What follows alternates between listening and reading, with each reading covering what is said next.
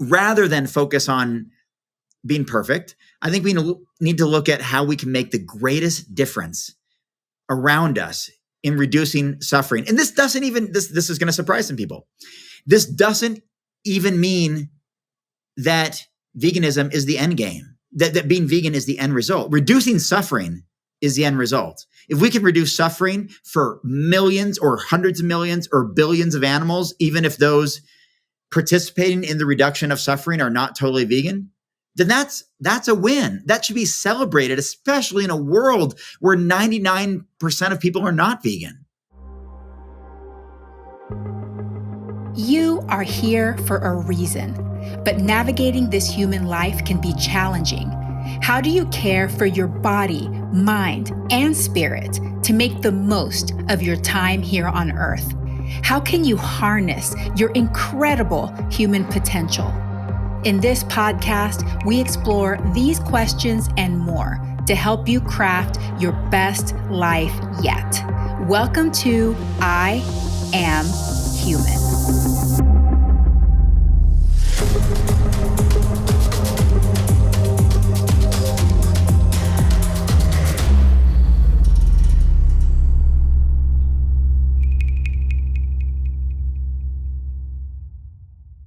Hi, humans. I am your host, Dr. Yami, and I am so happy to be here with you today. Thank you so much for tuning in and welcome. I would appreciate if you subscribe, rate, review, and share this episode. To be human means to focus on yourself and your own safety and survival.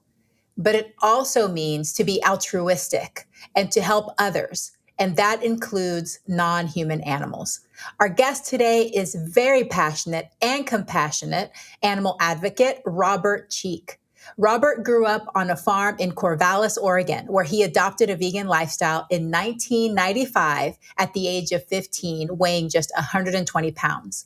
Today, he is the author of the books Vegan Bodybuilding and Fitness, Shredded, Plant-Based Muscle, and the New York Times bestseller, The Plant-Based Athlete.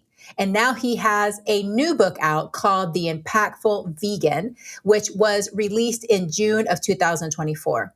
He is often referred to as the godfather of vegan bodybuilding, growing the industry from infancy in 2002 to where it is today. As a natural bodybuilding champion, Robert is considered one of Veg News magazine's most influential vegan athletes. He tours around the world sharing his story of transformation from a skinny farm kid to champion vegan bodybuilder. Robert is the founder of Vegan Bodybuilding and Fitness and maintains the website veganbodybuilding.com. He is a regular contributor to Forks Over Knives, the Center for Nutrition Studies, Vegan Strong, the Vegan Gym, and No Meat Athlete. He is a former multi-sport athlete and has followed a plant-based diet for more than 28 years. Robert lives in Colorado with his wife and 2 rescued chihuahuas. And in today's episode, we talk about his vegan journey and why he became vegan at the age of 15. I ask him if there's such thing as a perfect vegan. He defines effective altruism. And we talk about how our personal biases can get in the way of doing the most good or being the most effective in our movement. We talk about how you can lead by example, and he gives us a list of organizations that can help us determine what the most effective way to allocate our time and resources is. It's a really great episode. Robert is very knowledgeable. He's very passionate. He has so much experience, and I am so glad he's written this book to help guide us so that we can also practice effective altruism. Thank you once again for listening to this episode. I hope that you have a very plantastic day. And now let us welcome Robert Cheeke. The information on this podcast is for informational and educational purposes only. It is not meant to replace careful evaluation and treatment. If you have concerns about your health or well-being, please consult a healthcare professional. Robert Cheeke, welcome to I Am Human. What a pleasure to have you on the show today. Thank you, Dr. Yami. I appreciate it. Appreciate the opportunity. Well, thank you for writing such a wonderful book. I read it this weekend. It's fabulous. And I'm so excited to talk to you about your latest book. But first, since I haven't had you on the show before, I know many of my listeners are familiar with you and your work, but I'd love to know a little bit about your origin story. Why did you become vegan at the age of 15? Yeah, I like to say I've been vegan since the late 1900s. It gives me a little bit of that. It's 100% accurate, and it gives me that just a level of experience. The white in my beard does the same, but yeah, I've been vegan since the late 1900s, since before this thing called the internet that we had at home, uh, and that came about because I grew up on a farm and I raised animals. I raised animals that trusted me as their friend, as their best friend in some cases. And then I broke that trust by selling those animals at an auction to be turned into someone else's meal. And, that didn't sit well with me. And my older sister became vegan before I did. And she organized this animal rights week at my high school. And so she brought in speakers and played, videos and passed out literature and had, kind of like a vegan bake sale, so to speak, baked goods and all that. And I decided to participate for a week. That was all I was going to give it. I was going to, out of respect for my older sister, I was going to be vegan for a week. And that started on December 8th, 1995. And it has continued on to today. And basically, why did that continue on? Well, it's because I started to look at animals differently. Even though I grew up on a small farm, we lived right next to a dairy, and there was another dairy farm down the road. But we had a relatively small farm, mostly just raising animals for 4-H and for fun, and and to have animal companions, and all of that. But once I got more familiar with large scale industrialized factory farming and large scale animal testing and large scale animal suffering, I decided I wanted to do my part to stand against that, make a stand against that, and live a compassionate vegan lifestyle. And so that's what I did. But I was 15 years old. I was a 5-sport athlete. I was concerned about how I would get enough protein or how I would build my body. I was always a small kid. I weighed 89 and a quarter pounds in 8th grade before going into high school. I barely weighed 100 pounds when I got into high school. And as a sophomore, when I became vegan, I was about 120 pounds. I had no idea that I would add another 100 pounds and become a 220 pound champion vegan bodybuilder and write a bunch of books on the subject and tour to 5 continents around the world over the past 20 years, talking about building my body from a skinny farm kid to champion vegan bodybuilder. But here we are. 100 pounds of plants. Yeah. That's a lot of plants. I joke that it's not exactly the American dream, to add 100 pounds, but I did it, and I did it with plants. And I had no business in the sport of bodybuilding. It was laughable when I first started lifting little weights.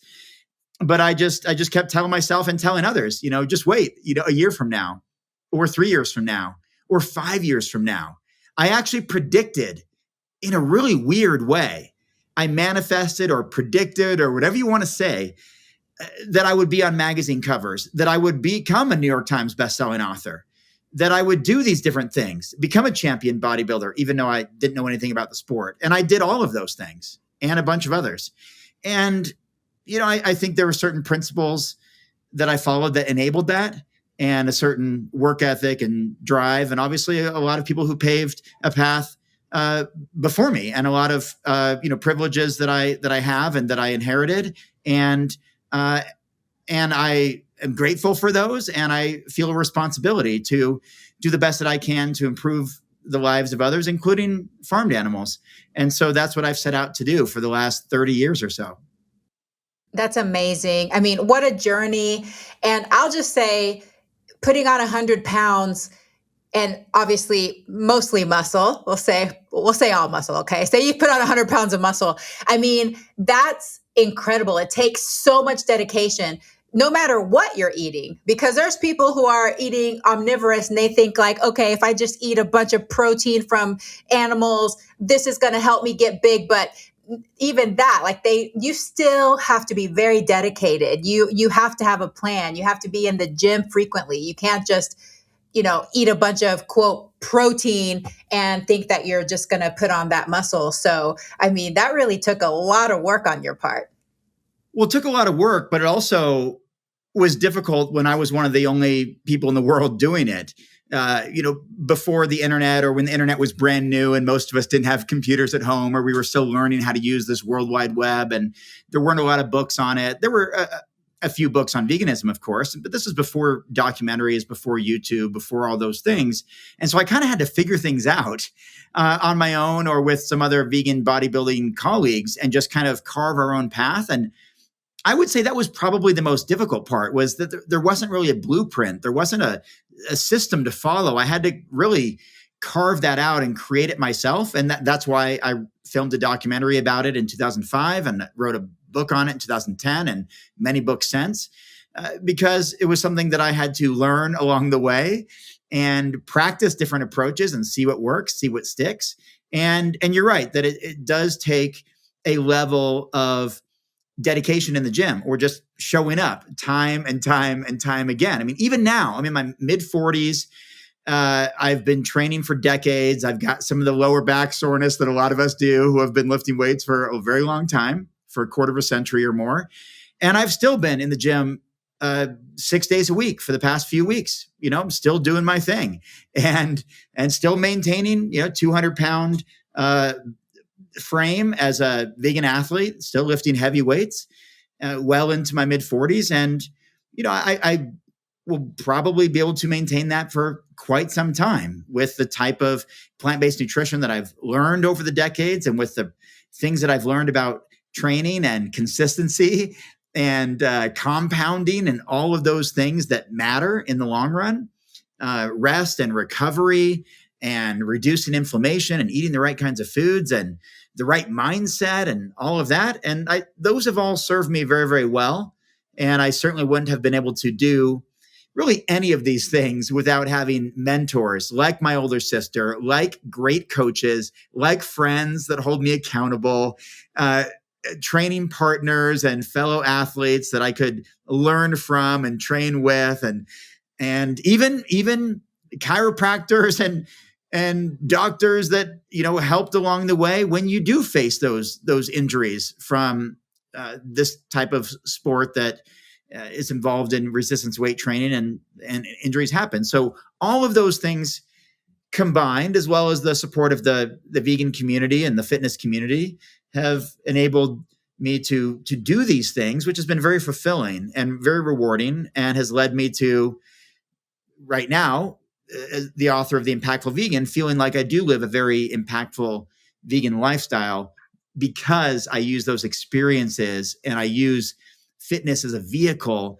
and plant-based nutrition as an entry point to bring people into the lifestyle to live more compassionately and live a more cruelty-free lifestyle, and which is what I really set out to do back in those late 1900s. Wow, it's incredible. Well, we're very grateful to you for having the courage and having the persistence and dedication to figuring it out, and then teaching the rest of us, carving that path, paving the pathway for the rest of us to follow. So we're grateful for that. Is there such a thing as a perfect vegan? I don't think there is such a thing as a perfect vegan. Veganism is a philosophy to strive for. It's defined as living a lifestyle that is free of contributing to unnecessary animal suffering whenever possible and practicable. But that's not always possible and practicable. If we drive a vehicle, if we walk on streets with ants and bugs and other insects, clearly we're contributing to some sort of suffering. If we eat anything at all plants are harvested on large scale machinery that does unfortunately take the lives of some of those animals that are out there in the fields. So there's no perfectionism within veganism, just like there's no perfectionism within mentoring or yoga. It's a practice. And I think we have to not get hung up on that trying to be the perfect vegan. I know I did. I would refuse to sit in cars with leather seats, even if I was just a passenger in a friend's vehicle or a rental car or something like that. If somebody at a sandwich shop was making my totally plant-based sandwich, but they had touched meat with their fingers or their gloves before making my sandwich, I wouldn't eat it. I did a lot of different practices that did not actually reduce animal suffering at all. It didn't make a difference.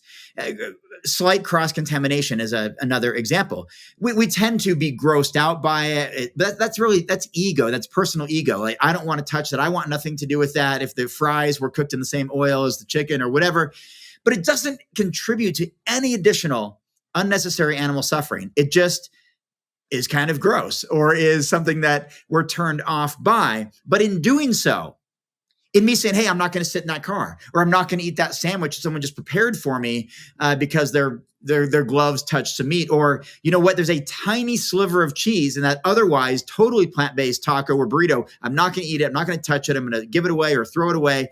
This does nothing to bring people into veganism or to normalize veganism or to show that it's practical and that it's socially acceptable, or that it's easy to do, or that it can even be considered a normal activity. And so I think when we focus on perfection, we sometimes turn a lot of people away from more compassionate choices they could make if we just embrace the fact that we're all imperfect. We're all imperfect beings striving to basically be able to justify our actions to sleep at night. I mean, it's this whole cognitive dissonance thing.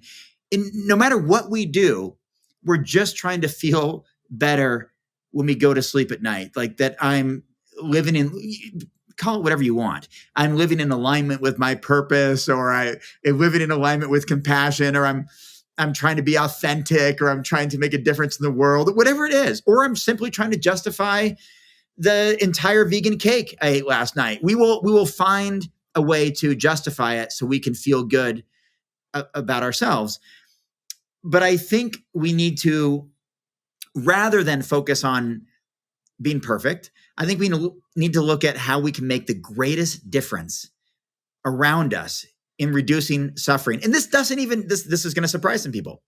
This doesn't even mean that veganism is the end game, that being vegan is the end result. Reducing suffering is the end result. If we can reduce suffering for millions or hundreds of millions or billions of animals, even if those participating in the reduction of suffering are not totally vegan, then that's a win. That should be celebrated, especially in a world where 99% of people are not vegan. If you do the actual numbers, sometimes people throw around, oh, we're 3% of the population. No, that's within one particular country, perhaps. But globally, we're less than 1%.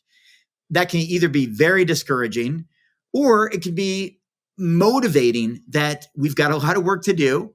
We've got some tried and true systems of operation that work, that we've seen in various parts of the world where reduction of animal suffering is much more successful than it is in other parts of the world. We can model those systems, and we can help achieve what the UK and Germany are experiencing right now, which is the lowest levels of meat production or consumption in recorded history. And we can learn from those practices and spread the word in a positive way. So I have entire sections in the book about not sweating the small stuff, and don't try to be perfect.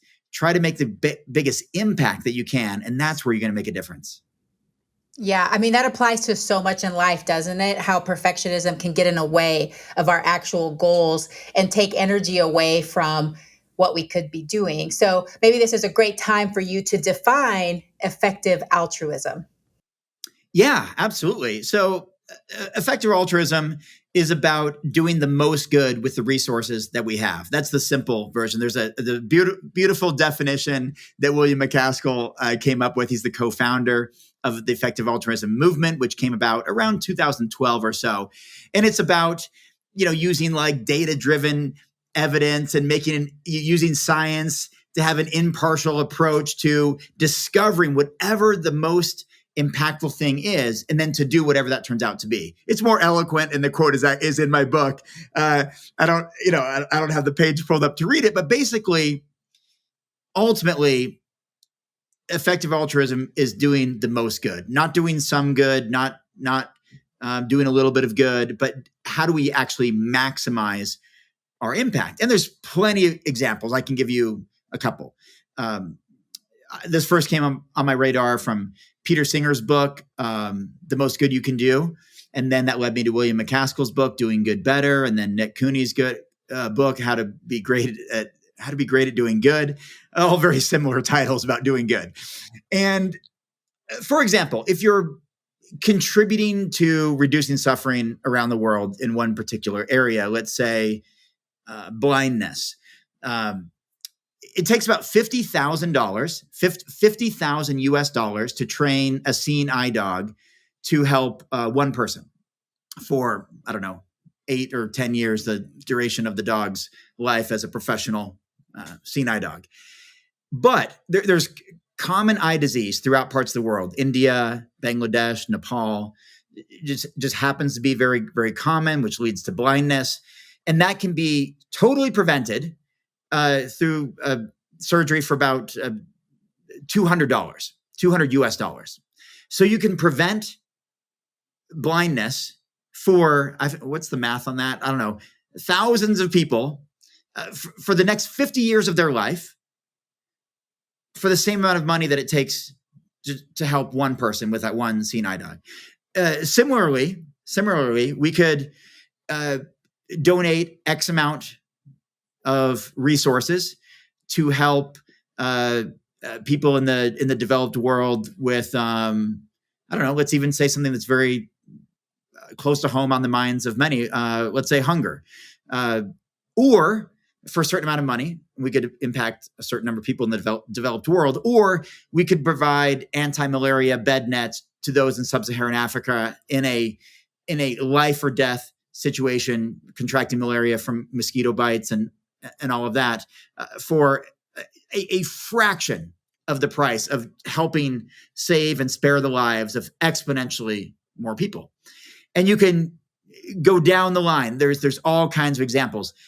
What's better, to contribute, again, either some sort of financial donation or contribution to a museum or the arts or theater that only impacts affluent people, or to help donate and prevent diarrhea in parts of the world where 1 million people or 500,000 people are going to die every year from that disease. It's very easy to see that doing one action can be 5, 10, 100, or even 1,000 times more effective than another action in the form of contribution, of donation, of allocating funds, and all of that. So effective altruism looks at primarily how to most effectively eradicate or reduce human poverty. And so a lot of it is targeted on very naturally the biggest causes of death among the very poorest people in the world. People who, in many cases, and I've heard even personal stories, excuse me, about this, and of course read about it. There are many people around the world that have no concept of soap. It's never been introduced to their life. They don't know how to use soap or what it's meant for or what it's supposed to do.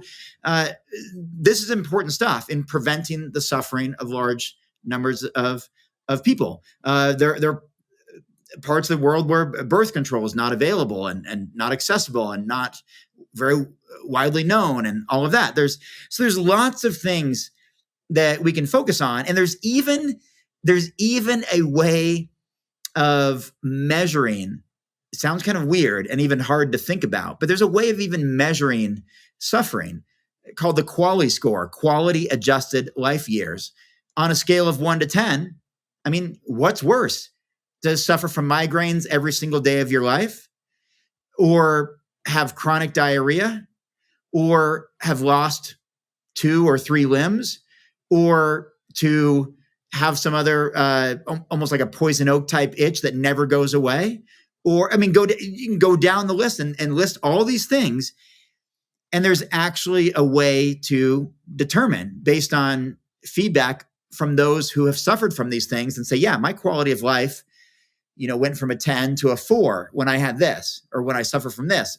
Someone else will say, with their other unfortunate issue, perhaps my quality of life is a 5 or a 6. And you survey enough people, you can determine, okay, this thing is worse than this. And therefore, if we can help prevent this deeper level of suffering, we could, especially if it affects large numbers of people, we can allocate time, resources, energy, donations, volunteering, generosity to help with that. And so what I did, having read multiple books and listening to countless philosophy podcasts and conversations on this subject, I thought, you know what? There's a lot going on here to reduce human poverty in really effective ways. Like understanding the most effective and impactful charity organizations in the world, the parts of the world that are most neglected, the people that are suffering in the greatest amount and why, and how we can help them. And I thought, you know what?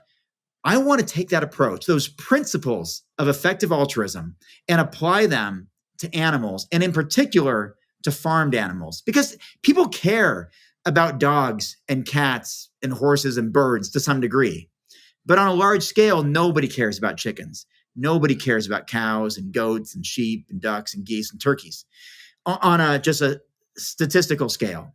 And so those are all individuals who have their own interests and their own desires to live a life free of fear, pain, and suffering. I know. I spent over 20 years on a farm. I raised chickens. I raised cows. I raised goats, turkeys, geese, rabbits, ducks. I was able to experience that firsthand, that these individuals have their own desires and their own families and their own personalities. And just because they're not these domesticated animals that we love, like dogs, it doesn't mean that they deserve to be bred into existence only to suffer for their entire lives and then to be slaughtered at a very young age. They're all adolescents. They're all babies, essentially. Everything from turkeys we have on Thanksgiving to chickens, they're all a number of weeks old, weeks or months old. And I realized and recognized that suffering is suffering, regardless of species, regardless of geographical location, and that I wanted to do something about it. And so I spent years writing this book, The Impactful Vegan. I spent years interviewing 30 or 40 of the world's leaders in veganism and in animal rights and historical context within those communities, people who have been doing this for decades, people who are the presidents of $50 million nonprofits who are changing the future of food, people who are the founders of nonprofit organizations like Farm Sanctuary, or the presidents of the Humane League, or people who are the founders or presidents of for-profit companies that are displacing animal-based foods and replacing them with plants in grocery stores and restaurants across America.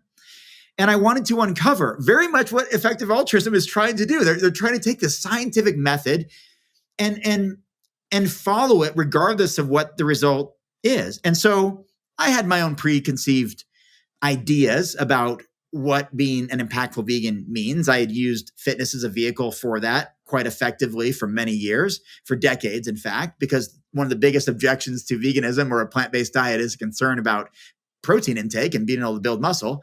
I had done that rather enthusiastically as a champion vegan bodybuilder who put on 100 pounds. I used that as an effective tool to meet people where they are with their concerns about dietary protein and nutrition on a plant-based diet. So I had some preconceived ideas and everything, what works, what types of advocacy are maybe not so effective. Like, I think we can all agree that, just throwing, red paint on someone that looks like you're throwing blood on someone wearing a fur jacket, that's not going to be super effective in bringing people to the cause and maybe grabbing a megaphone and yelling on the street and arguing with people and, questioning their judgment or their character and name calling and all this stuff is probably not the most effective way. But I wanted to find out. And so that's what I did. I looked at what the research says. I looked at what the survey data says. I looked at what actually makes a difference for animals. And I dedicated chapters and entire sections of the book to understanding even which organizations do the most good, spare the most animal lives per dollar spent, and what actions you and I can take on a daily basis to make the biggest impact. And that's what I set out to do. And I was surprised by some of the answers, but that's what a scientific approach compels us to do, is you follow what the evidence suggests, and that's how you make the biggest impact. And so that's what I'm doing. Yeah. So it's a way of looking at something objectively rather than just by what feels good, which is what you talked about in the books. A lot of times we choose to do what feels good or what gives us that warm, fuzzy feeling. But at the end of the day, if it was a donation or if it was a dedication of our time, that could have been spent in a way that produced more good, that reduced more suffering if we knew the data. So tell me, how can our personal biases get in the way of doing the most good or being the most effective? It's probably the most common thing that gets in the way is our personal biases. Because I'm willing to bet that almost everybody listening has a personal bias toward their city, their state, their country, their continent. I mean, look, the Olympic Games are starting. I don't know when this airs, but the Olympic Games are starting any moment now. Most people, probably 99%, are going to be cheering for their country, their favorite sport, their personal bias, even though they had nothing to do with where they were born or anything like that. Nothing, it's nothing wrong with being, proud of where you come from or anything. But we're so quick to say, I care about dogs first, and who cares about chickens or cows? They're just, they're useless. Or I'm going to help support animals in my community, even if it costs me 20 times as much as helping animals in India or Thailand or Pakistan or in Kenya or Nigeria. I don't care. I have a bias towards the animals that I know and I see every day, the ones that I visit at the shelter, the ones that I see down the street or in my community. And that's where I tell people we need to pause for a moment, because if we want to be objective and truly make the biggest impact on reducing suffering throughout the world, we have to recognize the strength of the US dollar and how far that can go throughout the world. We have to recognize areas that are neglected and how we can make a difference there, how we can transform the lives of individuals who are suffering to the greatest degree. And that is going to challenge a lot of our preferences and our biases towards our favorite animals, our favorite forms of activism and advocacy, what we prefer, rather than looking at what's maybe not quite as sexy or that's not as fun. Not as fun as like making videos for the internet and getting lots of likes or whatever, but doing this work that makes the biggest difference, which sometimes is writing letters to the editor, writing articles for mainstream media, doing this work behind the scenes, fundraising, getting policies passed and legislation passed that can affect large swaths of animals all at once, like California Proposition 12, for example, that has positively impacted billions of animals. And that's where we separate what we think is best and what is actually best. And I give lots of examples when I give my presentations throughout North America, as I've been on a speaking tour for months now with this new book, basically from January until now, almost nonstop. I hit the road again tomorrow. I feel like I'm going somewhere all the time. And I tell this story. Maybe this will resonate with some listeners. It's just one that I kind of made up, but it was inspired by a book that I read. That if you were walking down the street, let's say you're on your way to dinner to meet with a friend, you're kind of walking quickly, and so you're not paying really close attention. You reach into your pocket to grab your phone, maybe to check something, and you accidentally knock $100 out of your pocket. And you get to your destination and it's not there anymore. And where'd that money go? You're frustrated. You're kind of upset with yourself a little bit. You're being careless and all that. But aside from that evening's plans, perhaps, how much does that change your entire world? Probably not that much. But for the poorest people in the entire world, who make the example in Doing Good Better was a poor Indian farmer who makes between $200 and $300 US dollars for the entire year.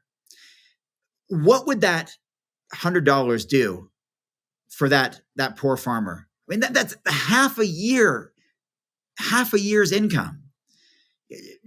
it's profoundly different than the comforts we have in the Western world, where we have food and shelter and clothing and unlimited access to calories, to the point that we consume, on average, the average adult American now consumes 3,540 calories per day.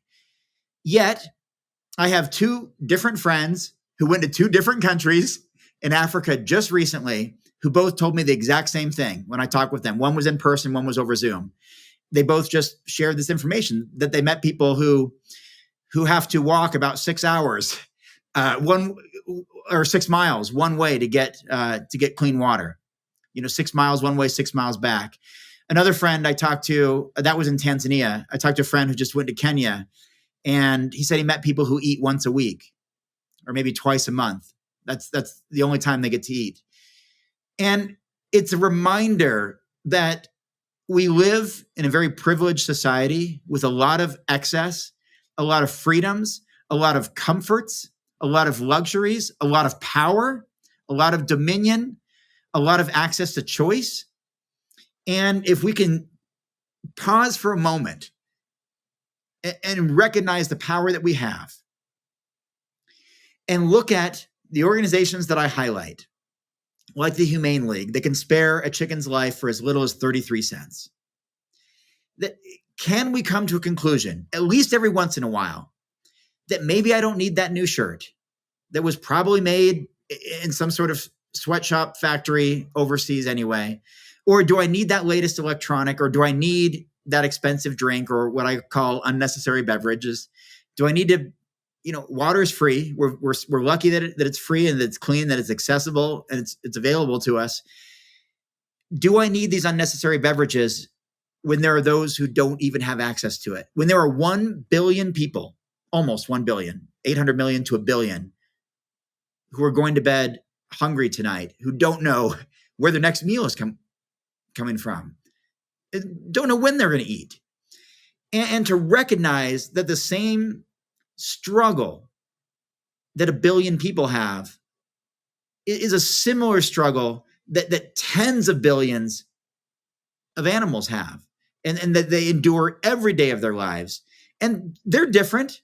They're different from us, but they share so many similar things, so many similar values, especially the value of their own life.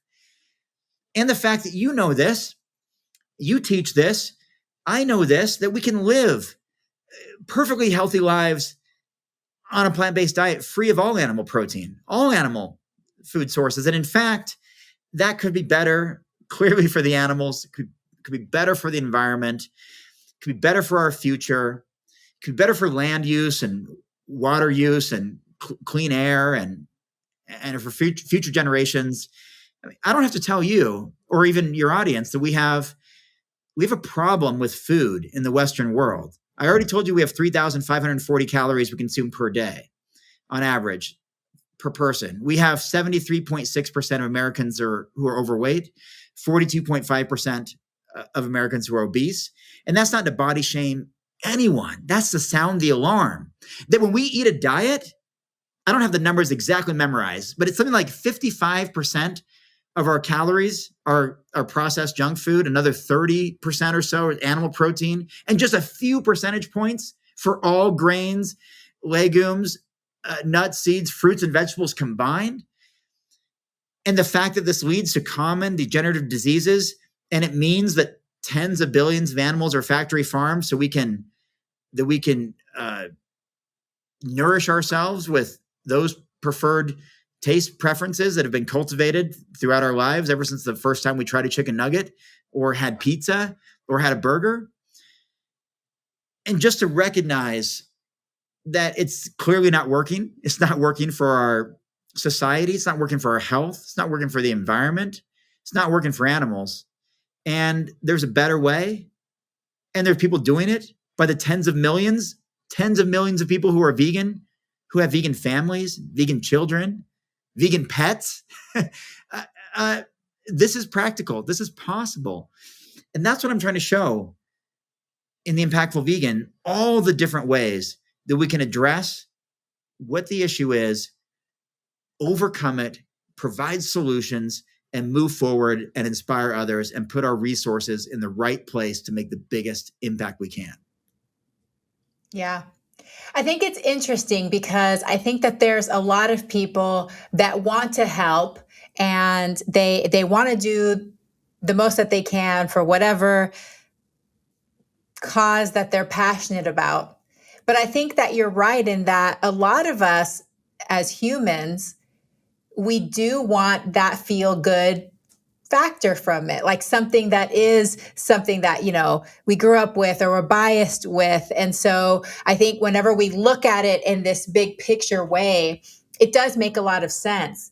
And I'm glad that in the book, you were able to point us to some websites and some organizations that can help us because they do that kind of research. So can you maybe mention a couple of those that we can use whenever we're thinking, okay, where are we going to donate our money to? Where are we going to donate our time to? How do we figure that out?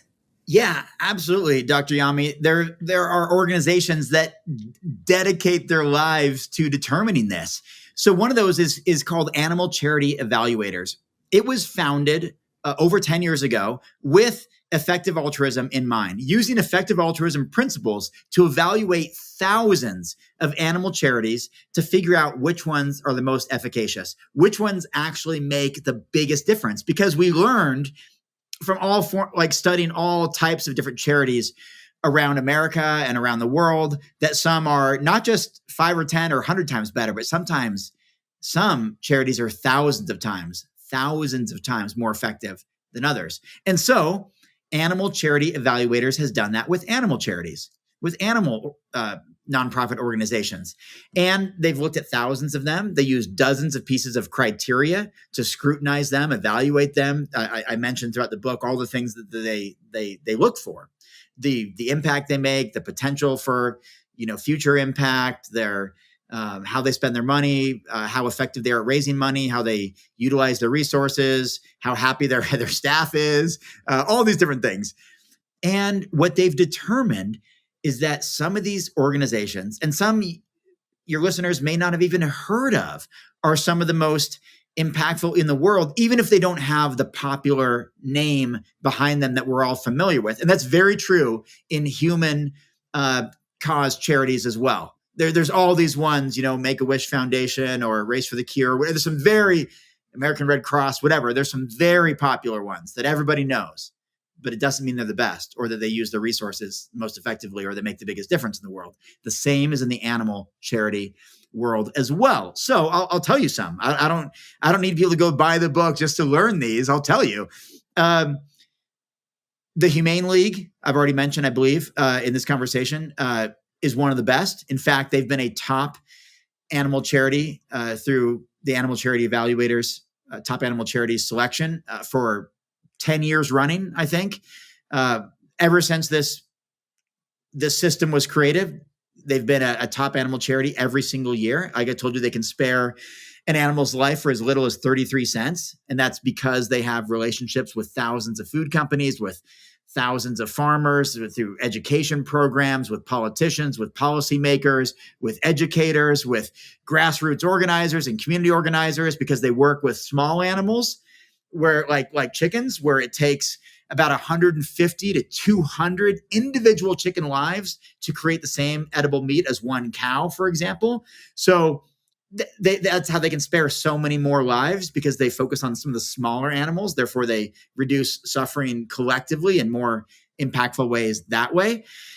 They're one of the best. And I encourage people to donate to them, contribute to them, support them, promote them. Even if you don't open up your wallet, share their website on your social media pages, in your newsletter, mention it to your friend on your birthday, ask people to maybe make a donation in your name on your birthday in lieu of gifts, all those things. Faunalytics, probably not on a lot of people's radar, but it should be. They are the biggest vegan research, animal rights research database library in the world, including studying the behavior of the 99%. How do we reach non-vegans? I'm guessing right now, if we were to pause and ask your audience, why do you eat the way you eat? Why do you choose the foods that you choose? And why do you perhaps identify as plant-based or vegan or whatever, or, plant curious, whatever, many of your listeners right now would say, oh, for my health, for the animals and the planet, right? That is not at all what motivates the 99%. That's not even in their top 10. You know what's on their top 10? Taste, cost, convenience, culture, heritage, religion, economics, social pressure, peer pressure, food deserts, all types of things. You got to go way down the list. Preferences, habits, these taste bud preferences I developed ever since I started eating bacon, all down. Nowhere do we get any sort of empathy or compassion or worry about animals' health or the environment. So why do we keep talking about those talking points when the 99% is not interested? That doesn't guide their decision making. That's something that Faunalytics is very good at exposing and sharing with people. And that's, again, it gets our bias out of the way, because we think, oh yeah, everybody, if we just have the best stats, the best data, the best arguments, if I could beat you, Dr. Yami, in a debate, then I would win everybody over. No, it's not the way it works. And so Faunalytics, absolutely go support them. One that I donate to on a monthly basis, it's in the conclusion of my book too, so spoiler alert, Dharma Voices for Animals. I'm guessing 90% of people listening have never heard of them, but they are an animal charity evaluators, top. They didn't win like the top award, but they're like one of the honorable mentions or second tier, one of the best animal charities. Why? Because they are the world's only international Buddhist animal rights organization that works in Vietnam, Thailand, and Sri Lanka. Primarily. They also, I think, work in Laos and Cambodia and that whole general Malaysia, that whole region, but primarily in Sri Lanka, Vietnam, and Thailand, where the dollar stretches so far, where they do a lot of fundraising here in the US, and they do all their meaningful work, but then they're able to take those resources out to those countries. And I gave a powerful example. I don't know if you caught this part. It was only, just two sentences maybe in the book. But I wrote about the Sri Lankan monk because of his connection with parliament in his country and being well respected, well connected, and because he's a compassionate vegan who, at the time I talked to him in a FaceTime interview, he was spaying and neutering, dogs on the streets in Sri Lanka. But he basically, by himself, through standing up and speaking up and having authority in his country, prevented 100,000 primates from being deported to China to be used in animal testing laboratories. That's the power of understanding what I call our strong V, which is a big foundation of the book. That's our skills, our talents, our resources, our other strengths, our network, our generosity, and our volunteering. Here's a guy who used his network, his resources, his talents, and prevented 100,000 of our closest relatives, primates, from being sent off to horrific conditions in animal experimentation laboratories. But that may not be an organization you'd ever heard of, or that your listeners had ever heard of. I can tell you, humbly, I had never heard of them until I started learning about animal charity evaluators and looked at their recommended charities. And then I actually met Bob Isaacson, who's their president. I've met him multiple times now at animal rights conferences in different parts of the country, and I've come to really respect the work they do. And there's also, I would be remiss if I didn't mention the Good Food Institute, Bruce Friedrich's organization. It's a $50 million annual budget organization that is focusing on the future of food, getting animals out of the food system. How do we do that? Well, they work with cultivated meat, which is animal cells, rather than growing meat from animal cells rather than from slaughtering animals. They work with 1,400 different alternative protein companies. They work with multiple foreign governments who are advancing practices in either precision fermentation, which is basically creating just almost identical animal protein out of fermented plants in these big machines. I also interviewed oh, why is it escaping me? I reference him, Paul Shapiro. Sorry, Paul. I reference Paul all the time in all my talks, and his name escaped me for a moment. Paul Shapiro from the Better Meat Company. I interviewed him for the book, one of the most profound interviews in the entire book. And he does the same thing. Precision fermentation. He's prevented the need for 500,000 chickens to be used because of the products that he's produced already in the early stages of his company. And so Good Food Institute is another one, absolutely worth donating to, contributing to, supporting. You might think, yeah, but they already work with tens of millions of dollars. But they're also one of the most important most important organizations in the history or in the future, for our world, as far as getting animals out of the food system. They're just one of the most profound and most powerful with that. And you can probably tell these are all very different organizations. One I'm talking is about alternative protein and the future of getting animals out of the food system and, getting rid of industrialized factory farming by using other methods. One was about international organization that mostly works in Southeast Asia. Another one was about a research library, and another one was focused on chickens, the animal that's consumed the most in America outside of fish. And then there's many others. Mercy for Animals is another one, and there's plenty of others working all throughout the world that are absolutely worth supporting, promoting, contributing to, volunteering with, amplifying, spreading the word about. And so that's where we can spend a lot of our time and resources if we want to get the most bang for our buck. And there's, I don't want to go on too long, but there's also there's nuances within that too. There's certain times where your donation is being matched, doubled, or tripled by wealthy donors. These are things like Giving Tuesday, which is right after Black Friday. It's at the end of the year. It's at certain times during the year. There's usually 2 or 3 times during the year where donations are matched or even tripled when you contribute to these significant animal charity organizations. That means if you save up $1,000 all year, now you have $2,000 to $3,000 you can donate. Or if you save up $5,000, you're up to $15,000. And imagine the difference you can make. And the reason that's important, and this will be the last thing I say on this, it's fundamentally important to understand what is unequivocally true is that it is our contributions that are more impactful than our personal actions. Case in point, the average vegan, the typical vegan, is going to spare about 365 animal lives per year. But by donating just a fraction of your annual income to the most impactful animal charities in the world, you can spare 10 to 15,000 animal lives per year just through those donations alone. Because they already have the systems in place, the relationships built, the education tools. They know how to create change and get policy changes and put pressure on restaurants and food suppliers and retail stores and grocery stores to change their offerings and impact supply and demand. So it's always our contributions that are more impactful than our actions, which we see in anything from disaster relief. I mean, I can't hop on a plane and go fly across the world and go, hey, I'm here to help with no medical training. I'd be getting in the way. I have no idea what I'm doing. But instead of paying thousands of dollars for flight and hotel and lodging, luggage and food and pet sitting, I can just send some money to the people who are fully equipped and knowledgeable to go save lives. That's the same in any kind of charity.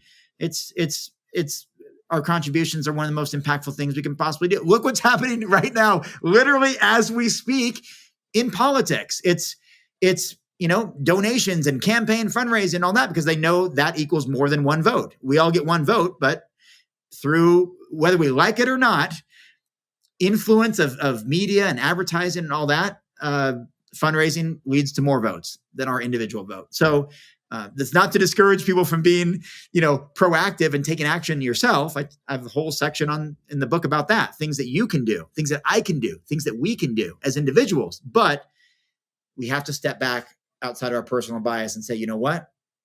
By donating to the best of the best organizations in the world, I can do so much more for animals, and I've got to do more of that. Yeah. And I'm so glad that you were able to give us a direction in that? Because I think for a lot of us, if we haven't had time to sit down and research and try to figure that out on our own, now we can look at these organizations that have done that for us. And Robert has listed some of the top ones for us too. So I appreciate that, because you're right. Most of the ones that were listed at the top, I had never heard of before. So I was like, okay, this means I really need to be doing my research. And one of the things my husband and I usually do is we usually do wait until the end of the year to give our contributions so that we can contribute to those matching campaigns. Because that's something, my husband is a very like analytical, logical person. He's like, it'll make more of an impact if you wait and donate it at that time. So we just save up our donation money and then sit down at the end of the year and decide, okay, we're going to allocate to this and this and this. And that helps a lot. One of the things that you talk about in your book also, though, is leading by example. So talk about the power of leading by example and how can we lead by example? Yeah, absolutely. I believe, and I think we recognize this in sports and music and art and culture, that we are attracted to those who we aspire to be like. I mean, we grew up with all those commercials. I want to be like Mike, right? Everybody wanted to be like Michael Jordan, myself included. We couldn't get enough of it, right? Or now, people just can't wait to be like Beyonce or Taylor Swift or whatever.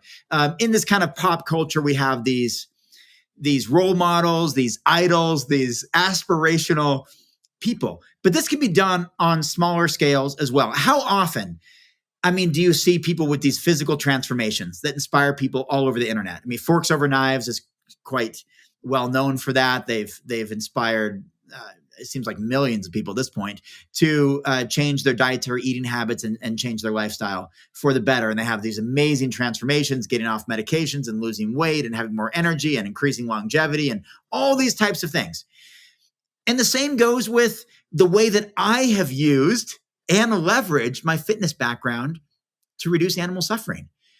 You want to talk about your concerns about protein intake and building muscle and strength and all that? Well, then let me show you. Let me lead by example. Let me open up this door for you. Let me write these books or film this documentary or become a champion bodybuilder. Let me show you. And you don't have to be a bodybuilder. You don't have to be an athlete. You don't have to be a chef. You don't have to be an author. But if you can find a way to lead by example, even if it's just through your compassion, just being a thoughtful and caring person.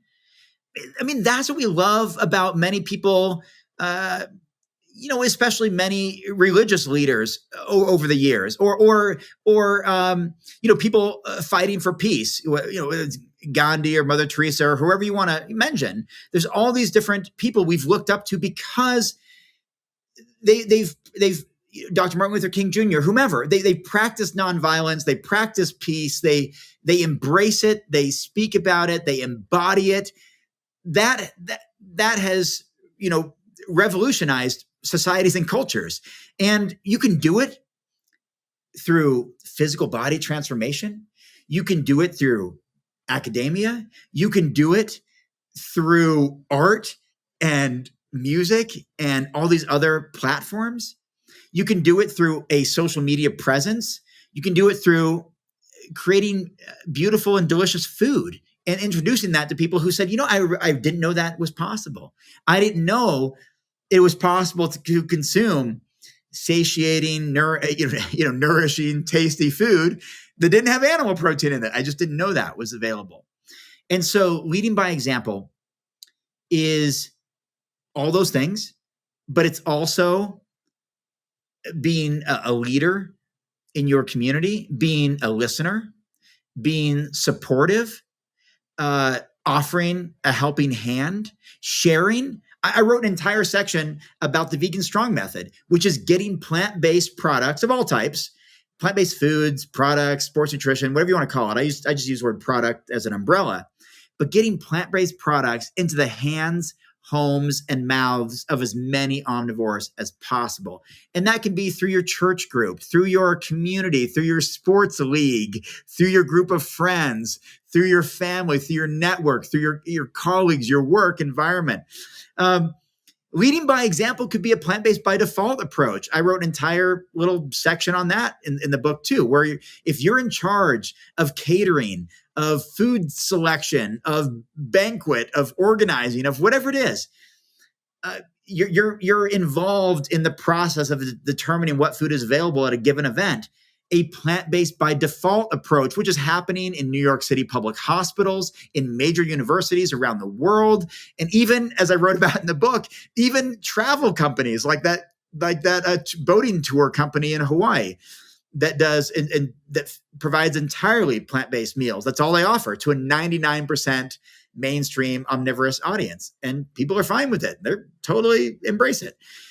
So leading by example is many things, but I think it starts with authenticity and optimism and positivity and aspirational character traits that other people aspire toward, and gratitude. I can't go a day without typing the word gratitude or grateful dozens of times, every email with gratitude, or I'm grateful or so appreciative. That was me all day as I'm signing books and shipping them out for people who order signed copies. Everything starts with gratitude and some sort of humility for the incredible privilege that we have to be in a position of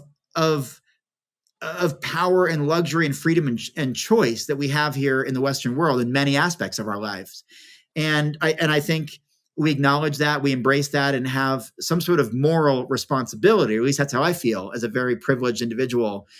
I feel a moral responsibility to use my strengths to make others' lives better, and others extends to animals too. Yeah, I think that's so well said. And I feel like the power of example in some ways is immeasurable because I've been vegan now for 13 years. And I feel like it's created a ripple effect in my friends and family, people that I've met, classes that I've taught, my patients. And, it's not like everybody that's ever met me has become plant based, but a lot of people have reduced their consumption of animals. And there are some people that have gone fully plant based. So I know you talked about earlier that just being vegan, you can only save a certain amount of animals per year just by not eating animals, right? But just think about whenever you have that positive effect on others and it creates that ripple effect because then they also influence others and they influence others. And I know that we're not going to get to a vegan world anytime soon, but every little bit of positivity that we can spread in this way of life and this way of eating, I think can go a long way. Oh yeah, absolutely. And Dr. Yami, one quick example is my older sister. She lives a very quiet vegan lifestyle, has a vegan partner, a vegan daughter. She's a PhD research scientist in soil microbiology at Washington State University. So, she spares a few hundred animal lives per year, but she inspired me, right? She inspired someone who would go on to write books that would become New York Times bestseller and translate into 9 languages worldwide and become this world's most recognized vegan bodybuilder for a decade. Then I would go on to inspire all these people like Matt Frazier from No Meat Athlete, and even in the early days, inspire people like Rich Roll, who went on to have massive careers, and Nimai Delgado and Natalie Matthews and all that. That's the power of example. My sister created an example that I give credit to her anytime I can in my books, in my talks or whatever. She's not looking for it. She's not seeking it. She lives a quiet life. She's still, as vegan as ever, but it's just not part of her public persona and wearing it on her sleeve like her younger brother who's louder and more enthusiastic. And same with me.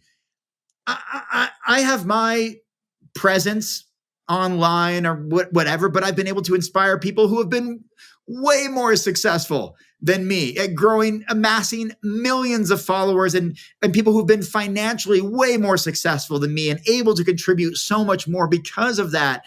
So we are all leading by example in ways that we have no idea. Like you said, it's immeasurable. We don't know how to connect those dots because they're so far reaching. And they can be so deeply impactful that they're able to inspire change in those who go on to then inspire millions of others. It's this big ripple effect. It's this big chain reaction. And I'm just fortunate to be part of it and to, contribute whatever I can contribute to this movement that means so much to me. And I'm grateful for all those who are on this journey with me and who have inspired me and who I've been fortunate enough to inspire through my work. Well, you've given us so much to think over and really evaluate in our lives, especially for those of us that do want to make the biggest impact. So thank you so much for sharing all that you have shared on this episode.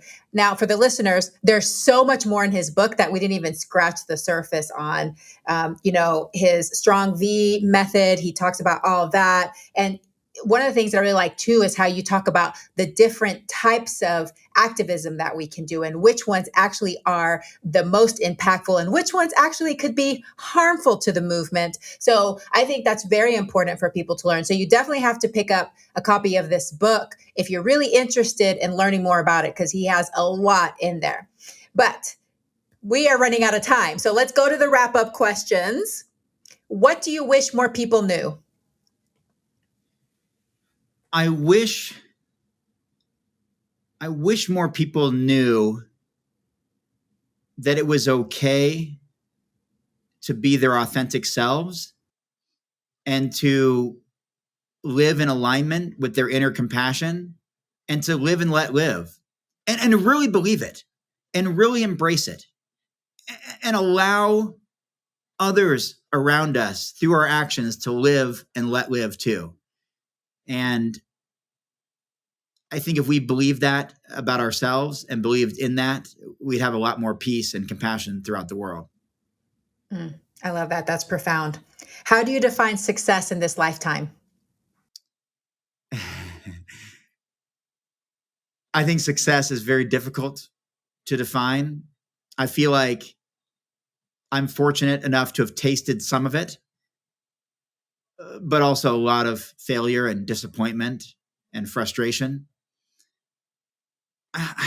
I guess I go back to success being the pursuit of the most elusive thing in our lives, which is true happiness. True, absolutely unobjected, just real, pure happiness and joy and gratitude and fulfillment. And I think at the end of the day, that's where we find success, not in the material things, not in even in the achievements, because that fades away and becomes a memory and it leaves us striving for more and more and more. Success is the unobstructed happiness. It's just so hard to achieve it. And that's my wish for as many humans and non-human animals as possible to achieve that level of success, of pure happiness, contentment, and joy. And I implore people to keep chasing it. That's so beautiful. Is there a goal or a dream that has evaded you thus far? Something that you have left on your bucket list that you'd be willing to share with us? Yeah, I'm so lucky that I did achieve some, like becoming a New York Times bestseller. I set that goal decades ago and somehow made it. Took me 33 years or so, but I got there.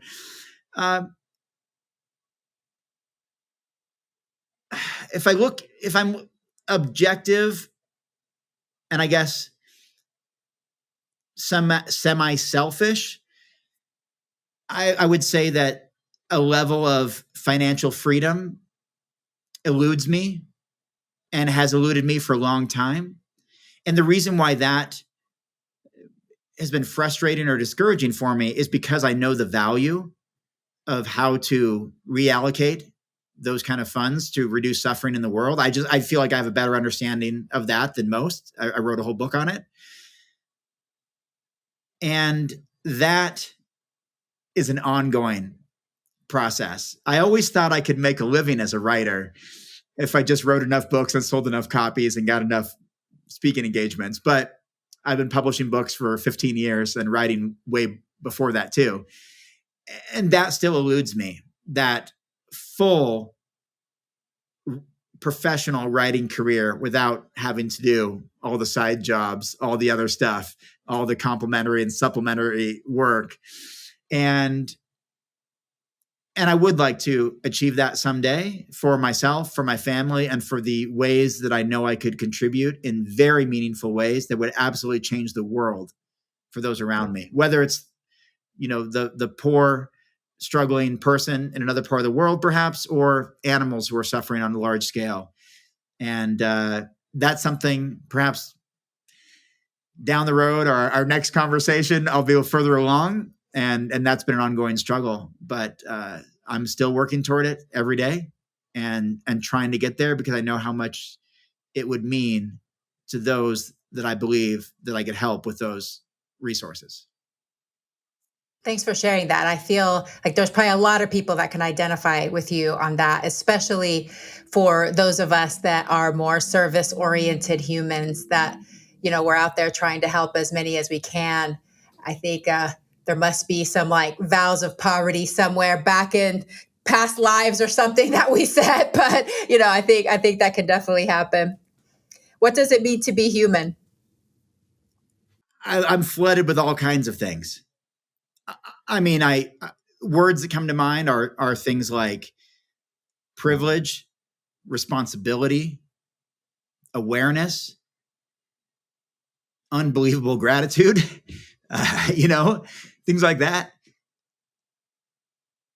But the single word that comes to mind, but it's not unique to humans, is to feel.